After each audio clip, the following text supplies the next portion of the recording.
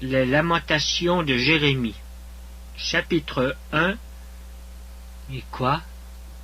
Elle est assise solitaire, cette ville si peuplée. Elle est semblable à une veuve, grande entre les nations, souveraine parmi les États, elle est réduite à la servitude.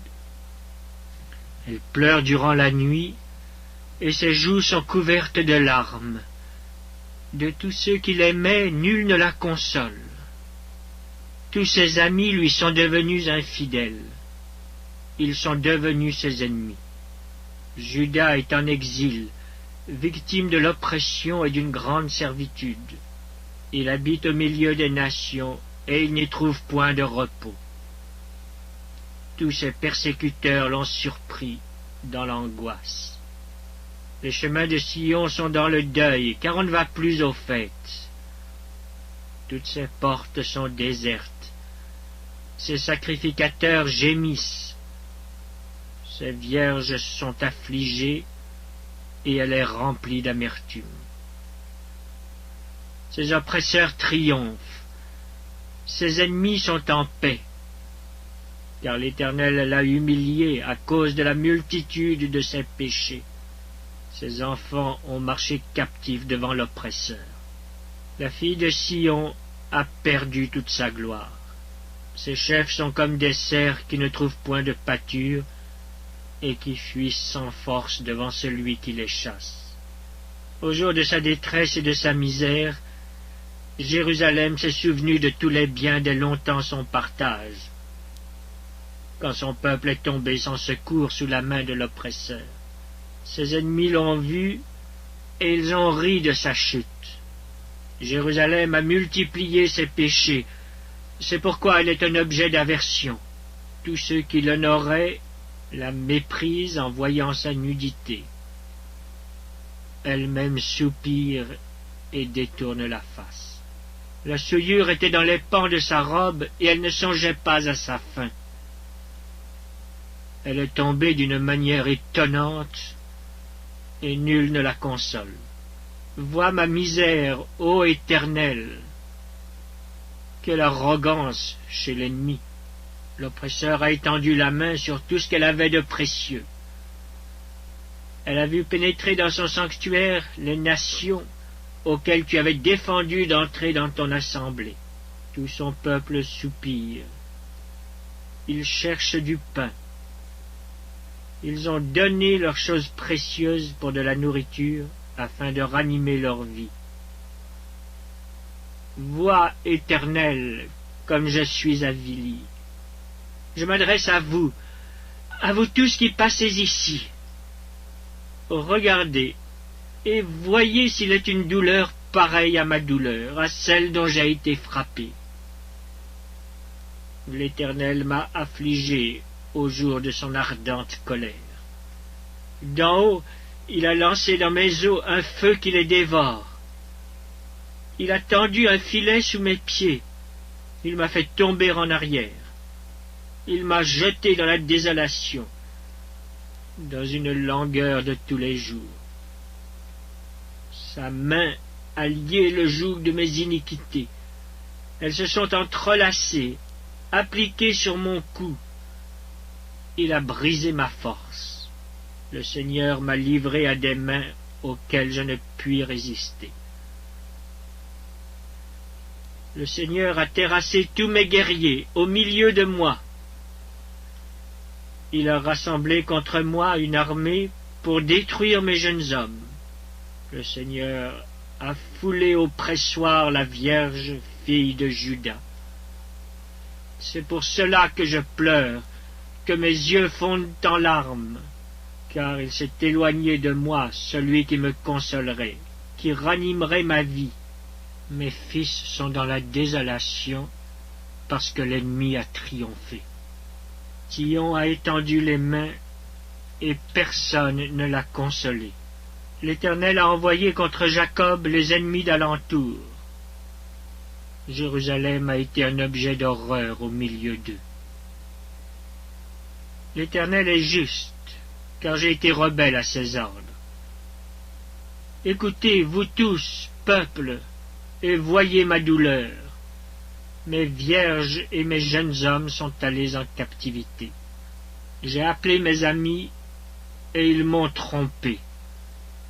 Mes sacrificateurs et mes anciens ont expiré dans la ville. Ils cherchaient de la nourriture afin de ranimer leur vie. Éternel, regarde ma détresse. Mes entrailles bouillonnent. Mon cœur est bouleversé au-dedans de moi, car j'ai été rebelle. Au-dehors, l'épée a fait ses ravages.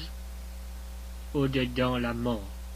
On a entendu mes soupirs, et personne ne m'a consolé. Tous mes ennemis ont appris mon malheur, et ils se sont réjouis de ce que tu l'as causé. Tu amèneras, et tu publieras le jour où ils seront comme moi. Que toute leur méchanceté vienne devant toi, et traite-les comme tu m'as traité à cause de toutes mes transgressions. Car mes soupirs sont nombreux, et mon cœur est souffrant. Les lamentations de Jérémie. Chapitre 2. Et quoi?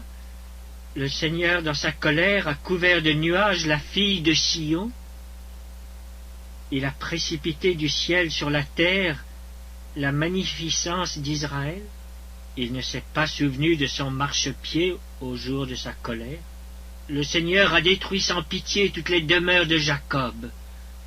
Il a, dans sa fureur, renversé les forteresses de la fille de Juda. Il les a fait rouler à terre. Il a profané le royaume et ses chefs. Il a, dans son ardente colère, abattu toute la force d'Israël.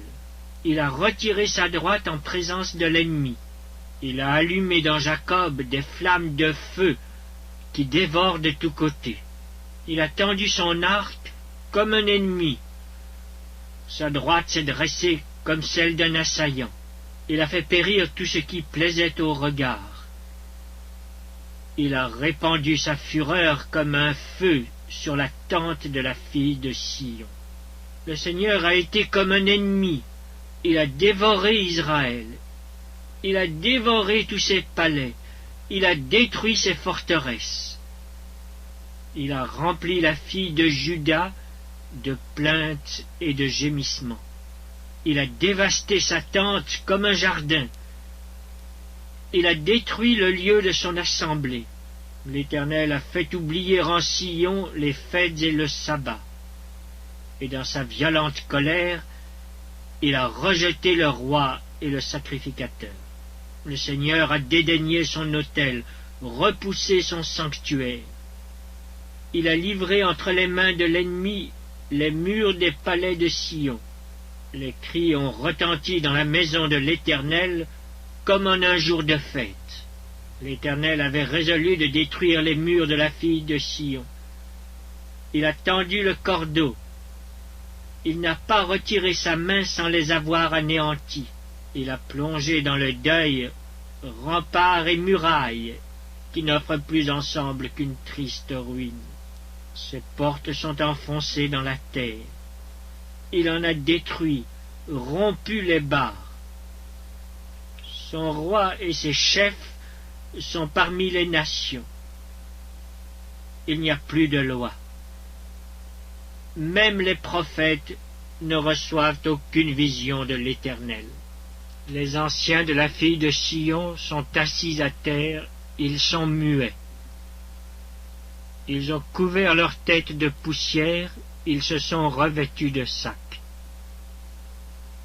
Les vierges de Jérusalem laissent retomber leur tête vers la terre.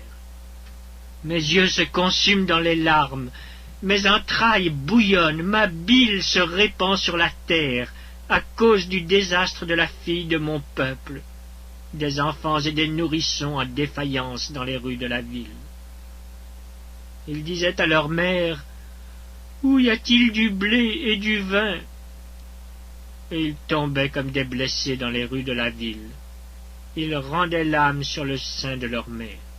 Que dois-je te dire? À quoi te comparer, fille de Jérusalem? Qui trouver de semblable à toi?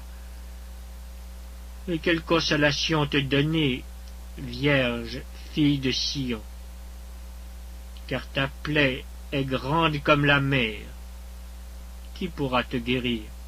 Tes prophètes ont eu pour toi des visions vaines et fausses. Ils n'ont pas mis à nu ton iniquité, afin de détourner de toi la captivité. Ils t'ont donné des oracles mensongers et trompeurs. Tous les passants battent des mains sur toi. Ils sifflent. Ils secouent la tête contre la fille de Jérusalem. Est-ce là cette ville qu'on appelait une beauté parfaite, la joie de toute la terre? Tous tes ennemis ouvrent la bouche contre toi. Ils sifflent, ils grincent des dents. Ils disent: nous l'avons englouti. C'est bien le jour que nous attendions. Nous l'avons atteint. Nous le voyons. L'Éternel a exécuté ce qu'il avait résolu. Il a accompli la parole qu'il avait dès longtemps arrêtée. Il a détruit sans pitié. Il a fait de toi la joie de l'ennemi. Il a relevé la force de tes oppresseurs. Leur cœur crie vers le Seigneur. Mur de la fille de Sion, répand jour et nuit des torrents de larmes, ne te donne aucune relâche, et que ton œil n'ait point de repos. Lève-toi, pousse des gémissements à l'entrée des veilles de la nuit. Répands ton cœur comme de l'eau en présence du Seigneur. Lève tes mains vers lui pour la vie de tes enfants qui meurent de faim au coin de toutes les rues. Vois, Éternel, regarde qui tu as ainsi traité. Fallait-il que des femmes dévorassent le fruit de leurs entrailles, les petits enfants objets de leur tendresse? Que sacrificateurs et prophètes fussent massacrés dans le sanctuaire du Seigneur? Les enfants et les vieillards sont couchés par terre dans les rues. Mes vierges et mes jeunes hommes sont tombés par l'épée. Tu as tué au jour de ta colère. Tu as égorgé sans pitié. Tu as appelé de toutes parts sur moi l'épouvante, comme à un jour de fête. Au jour de la colère de l'Éternel, il n'y a eu ni réchappé ni survivant. Ceux que j'avais soignés et élevés, mon ennemi les a consumés. Les lamentations de Jérémie. Chapitre 3. Je suis l'homme qui a vu la misère sous la verge de sa fureur. Il m'a conduit, mené dans les ténèbres et non dans la lumière. Contre moi, il tourne et retourne sa main tout le jour. Il a fait dépérir ma chair et ma peau. Il a brisé mes os. Il a bâti autour de moi. Il m'a environné de poison et de douleur. Il me fait habiter dans les ténèbres, comme ceux qui sont morts dès longtemps. Il m'a entouré d'un mur pour que je ne sorte pas.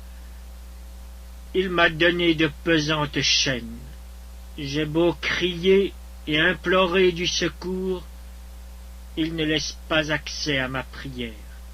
Il a fermé mon chemin avec des pierres de taille. Il a détruit mes sentiers. Il a été pour moi un ours en embuscade, un lion dans un lieu caché. Il a détourné mes voies, il m'a déchiré, il m'a jeté dans la désolation. Il a tendu son arc, et il m'a placé comme un but pour sa flèche. Il a fait entrer dans mes reins les traits de son carquois. Je suis pour tout mon peuple un objet de raillerie, chaque jour l'objet de leurs chansons. Il m'a rassasié d'amertume, il m'a enivré d'absinthe.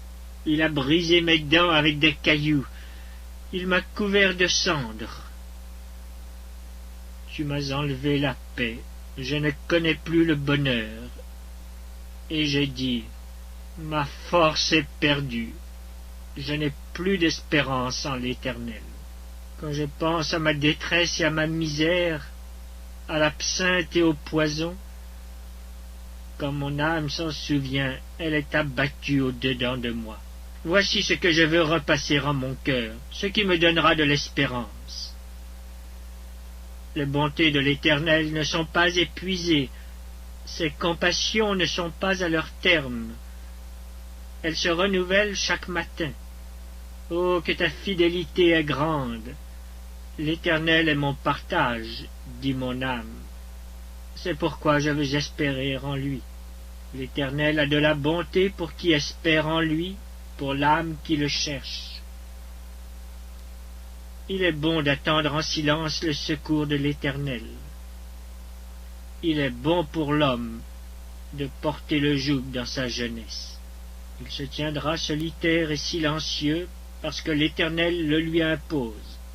Il mettra sa bouche dans la poussière sans perdre toute espérance. Il présentera la joue à celui qui le frappe. Il se rassasiera d'opprobre. Car le Seigneur ne rejette pas à toujours, mais lorsqu'il afflige, il a compassion selon sa grande miséricorde. Car ce n'est pas volontiers qu'il humilie et qu'il afflige les enfants des hommes. Quand on foule aux pieds tous les captifs du pays, quand on viole la justice humaine à la face du Très-Haut, quand on fait tort à autrui dans sa cause, le Seigneur ne le voit-il pas? Qui dira qu'une chose arrive sans que le Seigneur l'ait ordonnée? N'est-ce pas de la volonté du Très-Haut que viennent les maux et les biens? Pourquoi l'homme vivant se plaindrait-il? Que chacun se plaigne de ses propres péchés. Recherchons nos voies et les sondons, et retournons à l'Éternel. Élevons nos cœurs et nos mains vers Dieu qui est au ciel. Nous avons péché, nous avons été rebelles. Tu n'as point pardonné. Tu t'es caché dans ta colère et tu nous as poursuivis. Tu as tué sans miséricorde. Tu t'es enveloppé d'un nuage pour fermer accès à la prière. Tu nous as rendus un objet de mépris et de dédain au milieu des peuples. Ils ouvrent la bouche contre nous, tous ceux qui sont nos ennemis. Notre partage a été la terreur et la fosse, le ravage et la ruine. Des torrents d'eau coulent de mes yeux à cause de la ruine de la fille de mon peuple. Mon œil fond en larmes, sans repos, sans relâche, jusqu'à ce que l'Éternel regarde et voie du haut des cieux. Mon œil me fait souffrir à cause de toutes les filles de ma ville. Ils m'ont donné la chasse comme à un oiseau, ceux qui sont à tort mes ennemis. Ils ont voulu anéantir ma vie dans une fosse, et ils ont jeté des pierres sur moi. Les eaux ont inondé ma tête. Je disais, je suis perdu. J'ai invoqué ton nom, ô Éternel, du fond de la fosse. Tu as entendu ma voix. Ne ferme pas l'oreille à mes soupirs, à mes cris. Au jour où je t'ai invoqué, tu t'es approché, tu as dit, ne crains pas. Seigneur, tu as défendu la cause de mon âme, tu as racheté ma vie. Éternel, tu as vu tout ce qu'on m'a fait souffrir. Rends-moi justice. Tu as vu toute leur vengeance, tout leur complot contre moi. Éternel, tu as entendu leurs outrages, tout leur complot contre moi, les discours de mes adversaires et les projets qu'ils formaient chaque jour contre moi. Regarde, quand ils sont assis et quand ils se lèvent, je suis l'objet de leurs chansons. Tu leur donneras un salaire, ô Éternel, selon l'œuvre de leurs mains. Tu les livreras à l'endurcissement de leur cœur, à ta malédiction contre eux. Tu les poursuivras dans ta colère, et tu les extermineras de dessous les cieux, ô Éternel. Les lamentations de Jérémie, chapitre 4. Et quoi? L'or a perdu son éclat? L'or pur est altéré? Les pierres du sanctuaire sont dispersées au coin de toutes les rues? Les nobles fils de Sion, estimés à l'égal de l'or pur, sont regardés, hélas, comme des vases de terre, ouvrage des mains du potier. Les chacals même présentent la mamelle et allaitent leurs petits. Mais la fille de mon peuple est devenue cruelle comme les autruches du désert. La langue du nourrisson s'attache à son palais, desséché par la soif. Les enfants demandent du pain, et personne ne leur en donne. Ceux qui se nourrissaient de mets délicats périssent dans les rues. Ceux qui étaient élevés dans la pourpre embrassent les fumiers. Le châtiment de la fille de mon peuple est plus grand que celui de Sodome, détruite en un instant, sans que personne ait porté la main sur elle. Ses princes étaient plus éclatants que la neige, plus blancs que le lait. Ils avaient le teint plus vermeil que le corail. Leur figure était comme le saphir, leur aspect plus sombre que le noir. On ne les reconnaît pas dans les rues. Ils ont la peau collée sur les os, sèche comme du bois. Ceux qui périssent par l'épée sont plus heureux que ceux qui périssent par la faim, qui tombent exténués, privés du fruit des champs. Les femmes, malgré leur tendresse, font cuire leurs enfants. Ils leur servent de nourriture au milieu du désastre de la fille de mon peuple. L'Éternel a épuisé sa fureur. Il a répandu son ardente colère. Il a allumé dans Sion un feu qui en dévore les fondements. Les rois de la terre n'auraient pas cru. Aucun des habitants du monde n'aurait cru que l'adversaire, que l'ennemi entrerait dans les portes de Jérusalem. Voilà le fruit des péchés de ses prophètes, des iniquités de ses sacrificateurs, qui ont répandu dans son sein le sang des justes. Ils erraient en aveugles dans les rues, souillés de sang. On ne pouvait toucher leurs vêtements. « Éloignez-vous, impurs !» leur criait-on. « Éloignez-vous, éloignez-vous, ne nous touchez pas !» Ils sont en fuite, ils errent çà et là. On dit parmi les nations, ils n'auront plus leur demeure. L'Éternel les a dispersés dans sa colère. Il ne tourne plus les regards vers eux.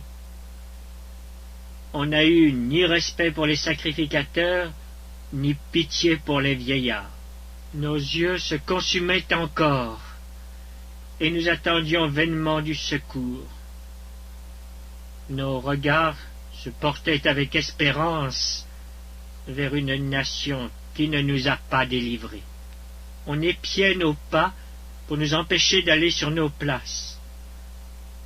Notre fin s'approchait, nos jours étaient accomplis, notre fin est arrivée. Nos persécuteurs étaient plus légers que les aigles du ciel. Ils nous ont poursuivis sur les montagnes. Ils nous ont dressé des embûches dans le désert. Celui qui nous faisait respirer, loin de l'Éternel, a été pris dans leur fosse. Lui de qui nous disions, nous vivrons sous son ombre parmi les nations. Réjouis-toi, tressaille d'allégresse, fille d'Édom, habitante du pays d'Utz. Vers toi aussi passera la coupe. Tu t'enivreras et tu seras mise à nu. Fille de Sion, ton iniquité est expiée. Il ne t'enverra plus en captivité. Fille d'Édom, il châtiera ton iniquité. Il mettra tes péchés à découvert. Les lamentations de Jérémie. Chapitre 5. Souviens-toi, Éternel, de ce qui nous est arrivé. Regarde, vois notre opprobre. Notre héritage a passé à des étrangers, nos maisons à des inconnus. Nous sommes orphelins, sans père. Nos mères sont comme des veuves. Nous buvons notre eau à prix d'argent. Nous payons notre bois. Nous sommes poursuivis, le joug sur le cou. Nous sommes épuisés, nous n'avons point de repos. Nous avons tendu la main vers l'Égypte, vers la Syrie, pour nous rassasier de pain. Nos pères ont péché, ils ne sont plus, et c'est nous qui portons la peine de leurs iniquités. Des esclaves dominent sur nous, et personne ne nous délivre de leurs mains. Nous cherchons notre pain au péril de notre vie devant l'épée du désert. Notre peau est brûlante comme un four par l'ardeur de la faim. Ils ont déshonoré les femmes dans Sion, les vierges dans les villes de Juda. Des chefs ont été pendus par leurs mains. La personne des vieillards n'a pas été respectée. Les jeunes hommes ont porté la meule. Les enfants chancelaient sous des fardeaux de bois. Les vieillards ne vont plus à la porte. Les jeunes hommes ont cessé leur chant. La joie a disparu de nos cœurs, le deuil a remplacé nos danses. La couronne de notre tête est tombée. Malheur à nous, parce que nous avons péché. Si notre cœur est souffrant, si nos yeux sont obscurcis, c'est que la montagne de Sion est ravagée, c'est que les renards s'y promènent. Toi, Éternel, tu règnes à jamais. Ton trône subsiste de génération en génération. Pourquoi nous oublierais-tu pour toujours? Nous abandonnerais-tu pour de longues années? Fais-nous revenir vers toi, ô Éternel, et nous reviendrons. Donne-nous encore des jours comme ceux d'autrefois. Nous aurais-tu entièrement rejetés, et t'irriterais-tu contre nous jusqu'à l'excès?